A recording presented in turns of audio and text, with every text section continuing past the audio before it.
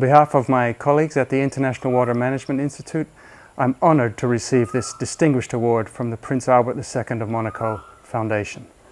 For over 35 years, IWMI researchers have devoted themselves to the cause of water resource management for sustainable development. So this extraordinary recognition from such a prestigious foundation, so deeply committed to these causes, uplifts and inspires all of us at IWMI. Water is essential for so much, for food security, human health, biodiversity, energy supply, industrial growth and sustainable development. It has no substitute. So how we manage water is critical for sustainable development, for human development. Global demand for water has grown fourfold in 60 years, and clearly this is not sustainable. So we need to change the way that we safeguard and manage water resources to create a water-secure world. Through IWMI research, we aim to solve water problems to provide a sustainable pathway for human, social, and economic development. One key challenge is the area of food security. Despite the fact that 95% of African agriculture depends directly on increasingly unpredictable and unreliable rainfall, only 7% of farmland in Africa is irrigated. So for the remaining 93%, if the rain doesn't come, the crops don't grow. It's as simple as that. And that's a big problem for smallholder farmers who manage the bulk of farmland across Africa and produce the majority of the continent's food, but who have little access to technology. In recent years, IWMI has promoted solar-powered pumps, which are an inexpensive and effective option for irrigation by smallholder farmers, while also reducing the use of diesel and therefore greenhouse gas emissions.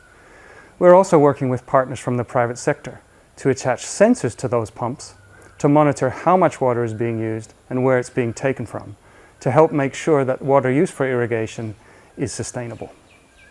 Indeed, limited water data makes water management challenging across Africa. A new IWMI partnership consolidates decades of satellite information so that our researchers can develop tools to make use of that data to enhance the ability of governments, communities, and companies in Africa to better manage their water and strengthen water security. Another area I would like to talk about is what are termed nature-based solutions. Think, for example, of wetlands, natural ecosystems that are essential components for sustainable societies. Rainforests grab the headlines, but with 87% of wetlands lost globally, it's past time to nurture these immensely productive and diverse ecosystems. IWMI researchers examine freshwater ecosystems to understand how to maximize their benefits, such as freshwater provision, fish, food, flood control, and climate change adaptation. One way we do this is with so-called environmental flow online calculators. These give quick, accessible assessment of the quantity, quality, and timing of water flows needed to sustain a freshwater ecosystem. IWMI environmental flow calculators have, for example, been used to support Nepal's National Irrigation Master Plan, as well as informed water management in the inner Niger Delta of Mali, which is supporting the livelihoods of 1.5 million people dependent on the flooding cycle of the Niger Delta. In looking at water, we must also consider waste. Only an estimated 8% of human waste collected in low-income countries is ever treated.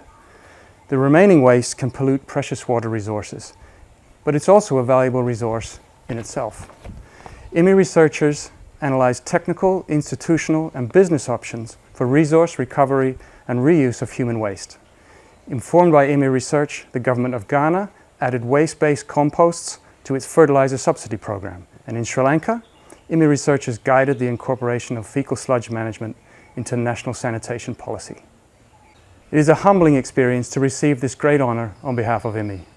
And I would like to thank the Foundation again for this recognition of the fundamental importance of research in achieving our joint aims of protection of the environment and the promotion of sustainable development. Thank you.